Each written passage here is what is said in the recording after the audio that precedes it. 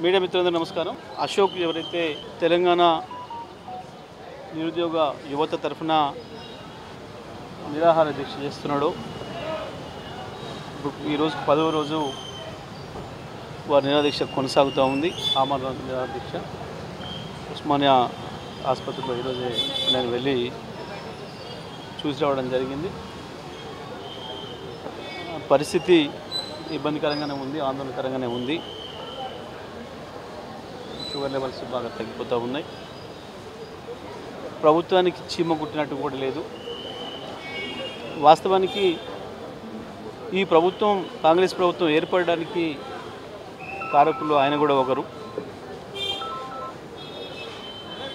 ప్రభుత్వంలో ఉండే ఖాళీలు పూర్తి చేయాలని చెప్పి నిరుద్యోగ యువత తరఫున ఆనాడు అశోక్ నగర్లో జరిగిన అనేక ఉద్యమాలకి ఆయన కూడా బాధ్యుడు.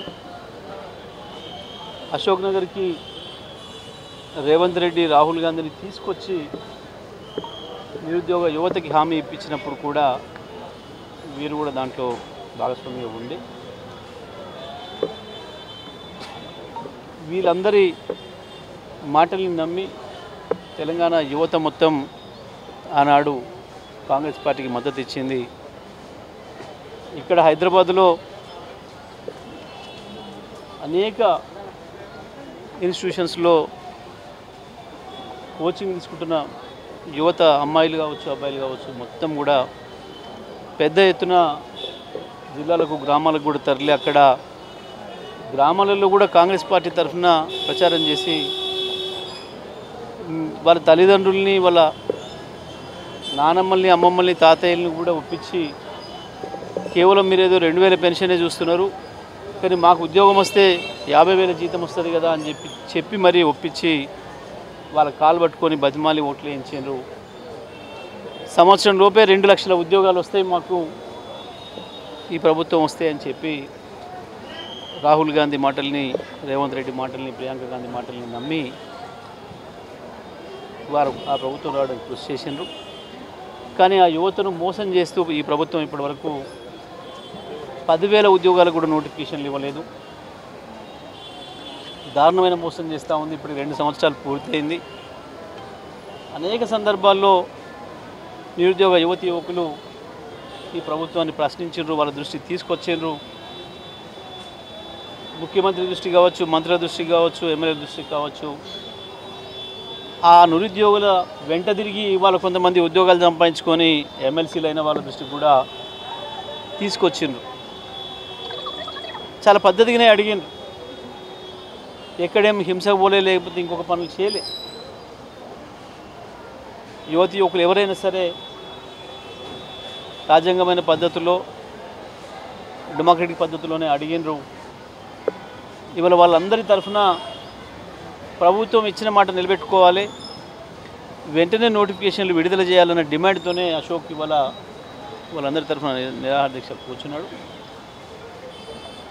వాస్తవానికి నేను రిక్వెస్ట్ చేసిన వాళ్ళిద్దరిని కూడా, వైఫ్ అండ్ హస్బెండ్ని కూడా, ఇద్దరిని ఈ ప్రభుత్వానికి చీమగుట్టినట్టు కూడా లేదు. ఇది దున్నపోతు మీద వానబడ్డ పద్ధతిలో ఉంది. నిర్దాక్షిణ్యంగా చిన్నపిల్లలను కూడా ఇంట్లో నుంచి ఖాళీ చేయించకుండా ఇండ్లు కూడా కొడుతున్న ఈ దుర్మార్గమైన ప్రభుత్వం మీ దీక్షకు కదిలి వస్తుందన్న నమ్మకం కనిపించడం లేదు. వాళ్ళని గెలిపించిన రైతన్నలకు యూరియా ఇవ్వకుండా లైన్లలో నిలబెట్టి సాగుకొడుతున్న ఈ ప్రభుత్వం మీ కోరికలకు కదులుతుందన్న నమ్మకం కనబడతలేదు. ఇది ఒక తోలుమందం ప్రభుత్వం. దీనికి ఏమాత్రం సెన్సిటివిటీ లేదు. ఇది ఈ రకమైన పద్ధతుల్లో కదిలి రాదు.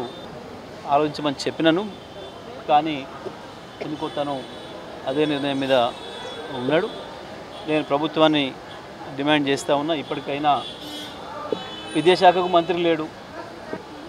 మన ముఖ్యమంత్రి నాకు చదువు అంటే బాగా ప్రేమ కాబట్టి నేనే నా దగ్గర పెట్టుకున్న విద్యాశాఖను, అందుకే రోజుకు ఒక విద్యార్థులైనా చంపేస్తున్నా అని సిగ్గు లేకుండా ప్రకటించుకుంటున్నాడు. ఇప్పుడు 100 మంది పైగా విద్యార్థులను చంపినాడు, అన్నం పెట్టలేక, విషాహారం. ఈ దుర్మార్గ ముఖ్యమంత్రి ఈ దీక్షలకు కదులుతాడని అనుకుంటే అది పొరపాటు అవుతుంది అనే విషయం చెప్పినప్పుడు కూడా అర్థం చేసుకోవడం లేదు. నేను ప్రభుత్వాన్ని డిమాండ్ చేస్తున్నా, మీరు ఎవరిని ప్రతినిధులు పంపిస్తారో మీ ప్రభుత్వంలో ఎవరైనా ఒక మంత్రి మానవత్వం ఉన్న మంత్రి ఎవరైనా ఉంటే వచ్చి మరి ఆ అశోక్తో మాట్లాడి దీక్ష విరమింపజేయడం మంచిది. లక్షలాది మంది యువకులు యువత ఎదురు చూస్తున్నారు. వాస్తవానికి వాళ్ళ సమస్య కొరకు ఒకరు దీక్ష చేయడం అనేది అది వాళ్ళందరి అభిప్రాయంగా తీసుకోవాలని కోరుతున్నారు. మరి ప్రభుత్వాన్ని డిమాండ్ చేస్తున్న వెంటనే ఆ అశోక్తో చర్చించి నోటిఫికేషన్లకు సమయాన్ని చెప్పి అశోక్ను దీక్ష విరమింపజేసే బాధ్యత ఈ ప్రభుత్వం పైనే ఉంది. తప్పకుండా వెంటనే ఆ చర్యలు తీసుకోవాలని చెప్పి నేను డిమాండ్ చేస్తా ఉన్నాను. సార్, ఇటీవల హైకోర్టు తీర్పు ప్రకారం గ్రూప్ 1 అభ్యర్థులు కూడా పూర్తిగా నష్టపోయారని కూడా వాళ్ళ తల్లిదండ్రులు ప్రెస్ మీట్ పెడుతుంది సార్, ఏమంటారు? వాస్తవానికి అది కృత్రిమైంది మనకు కనబడుతుంది. అందులో తప్పులు జరిగినాయి గుర్తించింది కాబట్టే హైకోర్టు ఆ విధమైన తీర్పు ఇచ్చింది. సాధారణంగా కోర్టులు ఎప్పుడు కూడా అటువైపు రావు. కోర్టులు ఎప్పుడు కూడా ఉద్యోగాలు ఇచ్చే వైపే ఉంటాయి.